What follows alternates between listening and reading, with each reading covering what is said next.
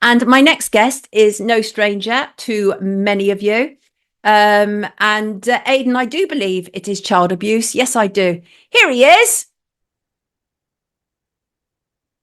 Good morning, Godfrey Bloom. Right. Can you hear me? I can hear you beautifully, Godfrey. How are you?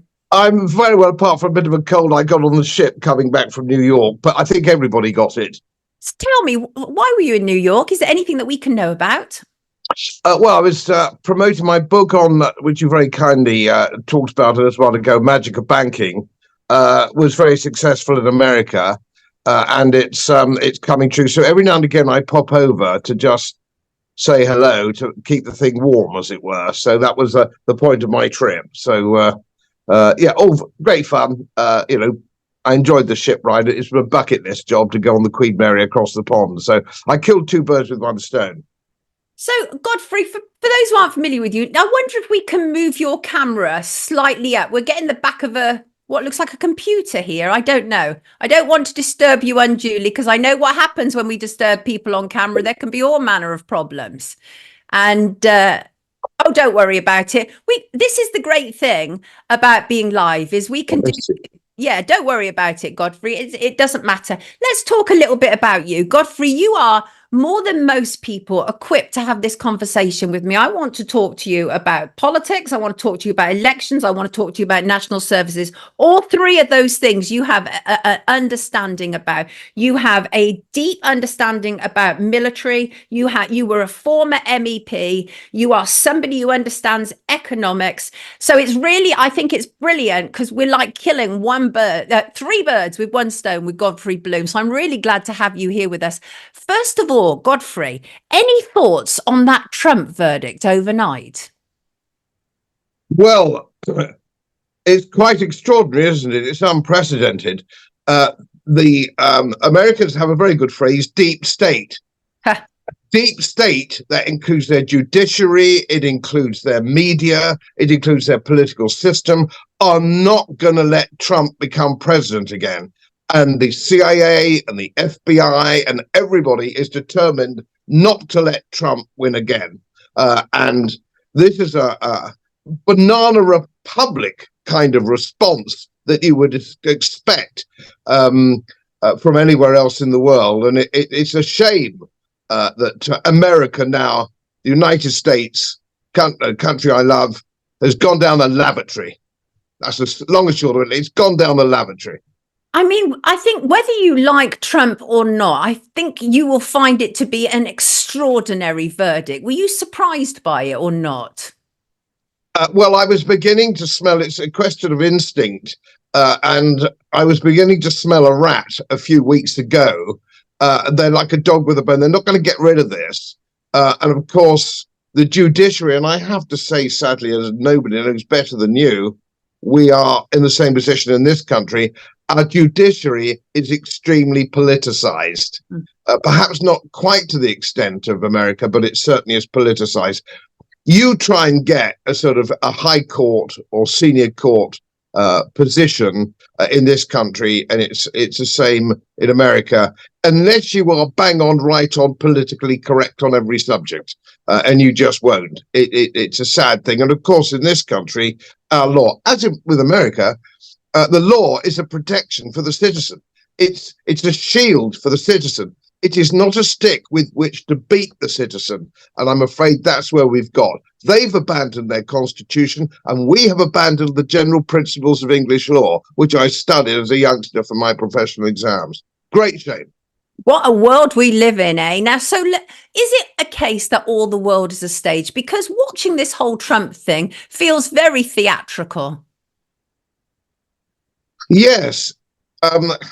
It's very difficult because I have lots of American friends, and they don't fully understand it. And of course, if you talk to somebody in a red state, they have a different concept than somebody in a blue state. And if you look at the American senatorial and congressional cross-examinations of their judiciary and their assessment for promotion to senior judiciary, you'll be astonished at the appalling low class of person intellectually that applies and gets these jobs. And of course, it's the same here. It's dreadful, and I don't quite know where we're going to go with it. If you take away a protection of law for the man on the Clapham omnibus and give the definition in English law, which is now just over 100 years old, the definition of English law should be that which is deemed to be fair by the man on the Clapham omnibus. We haven't had that in this country for a long time. For a very long time. So talking about all the world's a stage, politics, general election coming up, July the 4th, people are like, July the 4th, Independence Day, that's interesting in its own right. What do you think is going on? I mean, at this moment in time, so one of the things I want to talk to you about was this whole thing this week where Rishi Sunak came out in the Mail on Sunday and said, national service, I want to make that mandatory for like 18-year-olds. And that's not just for military, that's also firefighters. Basically, they want people to take on paid jobs for free. But what are your thoughts about that? They keep bringing this up, this whole thing about mandatory service, national service, conscription. What's going on, Godfrey? Well, it's the ultimate control because it came in, I think, I could be wrong on this one, but I think it was 1915 when national compulsory service came in. The conscription actually came in. That was 1915. It's still on our statute books, so you can still trigger it quite easily. And of course, if you go back to the 1700s and the 1800s, the press gangs, we needed a navy, the Royal Navy, they were just pressed. Well, that was slavery, which people tend to forget sometimes. And so they want the control over people. And I think that's a very, very sad thing indeed. We don't need them. We don't need national service for anything, for the fire service, for the military. And the military is quite absurd. It takes 44 weeks to give an officer basics training. It's 44 weeks. It gives the ordinary private soldier 18 weeks basic training. That's just so that he can hold a rifle and march. It doesn't go any further than that. You don't get a soldier at the end of that time. You don't get an officer at the end of that time. It takes years to make a modern soldier and even longer to make a modern NCO or officer. So I'm not quite sure where they're going from a military perspective. The army will hate this idea. They're not going to know what to do with them. The army's tiny. They haven't got the training facilities. They haven't got the NCOs, which is what training soldiers is about in the main, NCOs. Absolute madness. But are we, you see, I would argue that we are de facto, if not de jure, at war at the moment with the Russian Federation. And they're trying to put something together so that they can build an army, they feel, if they need to.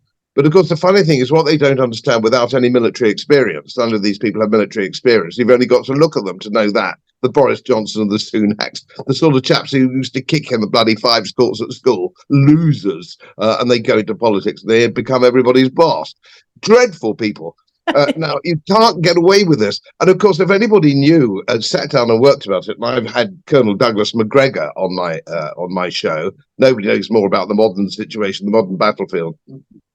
Your integrated command and control systems, the training for your soldiers, we can only field 2 brigades, 2 logistically supported brigades now, the British Army. It's tiny. I'm not sure how many brigades the Russian Federation have. I think it's probably in the region of 150.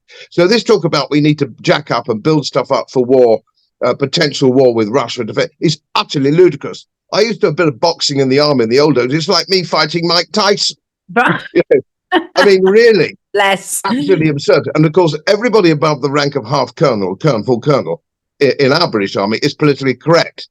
So you have your promotion system. It's not based on meritocracy. It's based on the colour of your skin, tall, short, male, female, whatever it happens to be. Which is why our army now is ineffective, as is the United States Army, and nobody's joining it. Isn't it still run by? But Godfrey, isn't it all still run primarily though by rich white men? Isn't that still the deal? No, it stopped being that a long time ago. Now, when you say rich, nobody up until 30 years ago would have dreamt of joining the armed service to get rich. The salaries just weren't there. Now, the salaries are quite big if you make full colonel or brigadier or the equivalent in the Navy or the other things. The salary is quite big and the pensions are quite big and they're index linked. But the tradition, where you say rich or white or whatever it happens to be, well, yes, perhaps to an extent, but those people do not have, if you look at them in any detail, they don't have a military background like I do, for example. My mother and my father, Yes. my grandfather and my grandmother, they were all military because there were two wars to come through. These people aren't like that. And you get fast-tracked. I know of officers of the army, females, who have been fast-tracked to lieutenant general by being politically correct. Group captains promoted to air commodores, commander of Bryce Norton, another one who was right on political. She painted the whole base at Bryce Norton in rainbow colours. Lovely. Wow, she was promoted right up. Fighter pilots, trained fighter pilots, and people in the army now are leaving because they know if they're not right on PC, they can't get promoted. And so. What a dire state of affairs, though, that our world is. We know a lot of it is horribly PC, but let me throw this at you. Many people believe that because there is no great difference between a Rishi Sunak and a Keir Starmer, for example. They're both globalists. They both support very similar things globally. Many people believe this whole announcement by Rishi Sunak was him essentially handing the baton to Keir Starmer, because this is not a vote winner, is it? No parent in their right mind is going to vote for somebody who wants to put their child into national service. Yes, it's very difficult to judge at the moment. Sunak obviously wants to get rid of the job. He wants out. He's married, lucky fellow, wish I was, to a billionairess. I wouldn't mind a little bit of that. Thank you very much. He doesn't need the job, and he doesn't, I don't think, want to be a wartime prime minister. And so consequently, he's getting out. And I think, what is it, 70 or 80 Conservative MPs getting out, including people like Gove. What a dreadful little man he is too. And all these people need to getting out. The rats are leaving a sinking ship. Starmer will take over. Starmer was very clear at the last Davos when he was interviewed by mainstream media. Where does he think the power is lying? Is it Parliament or is it Davos? It's Davos without any question. So he doesn't regard Parliament, a restoration of parliamentary rights and a constitutional monarchy and the principles of English law as being even remotely important. He is a positively ghastly man. And as David Starkey said, we're going to vote in a government which we don't want, simply to get rid of this government, which is appalling. And an old geezer of my age in the 1960s, we used to be frightened of nuclear war. We seem to have now a generation who are running both America, the neocons in Washington and London, who are no longer frightened of a nuclear war. Right. It was fear of a nuclear war that kept us safe.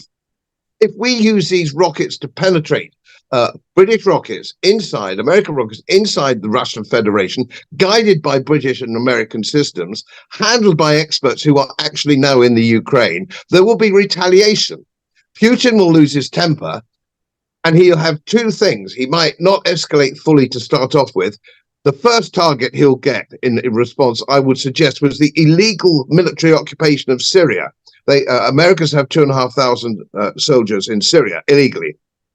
Another base of round about the same size in Iraq. They are both there illegally, and they will be legitimate military targets if war becomes de jure as well as de facto, which is inevitable, it seems to me. Really? So this is what's going to happen. This is what is going to happen. Now, Lord Cameron, who thinks it's a good idea to bomb Russia, the man is a complete cretin. A cretin. There's no other word. Preach. Now, this ridiculous man, Lord Cameron, who we got rid of, we thought we'd see the last of. Right. And he's still there. The retaliation, because he's so stupid, he doesn't realize that Putin might say, I tell you what I'm going to do. I'm going to drop a big fat cookie on Chipping Camden, where he lives, and see if he learns his lesson. Because if you're going to put it on a Russian city, they're going to retaliate. I'm not pro-Putin or anti-Putin or anything. I hear you. The point is, the whole point, I don't want a war with Russia, and I can't believe anybody watching your channel wants a war with Russia, and all that entails. It's ludicrous. It's insane. Yeah, I hear you. Absolutely. One of our brilliant mods has just put Godfrey's YouTube link in the comments. Please check it out. Obviously not right now. Godfrey, thank you so much for joining us this morning. I know you've got a cold. You're not feeling that great, but you were prepared to rock up and chat with us, which I'm always grateful for. Everybody, this is Godfrey Bloom. Please check out his YouTube. Take good care of yourself, Godfrey. Have a Thank you for brilliant inviting me. weekend. Lovely to see you, mate. Lovely to see you. Take good care And of you. yourself. Good luck with the new format. Thank you. Much appreciated. See you later. As most of you know, my work is very heavily independently research based, and I get my information from all over the world. It would help if you press the subscribe button and the little bell next to it, because the more subscribers I have, the more likely it is that international independent research institutes will share their material with me. It's most helpful, and then of course I automatically share it with you. So surprise, won't cost you anything. Thank you very much.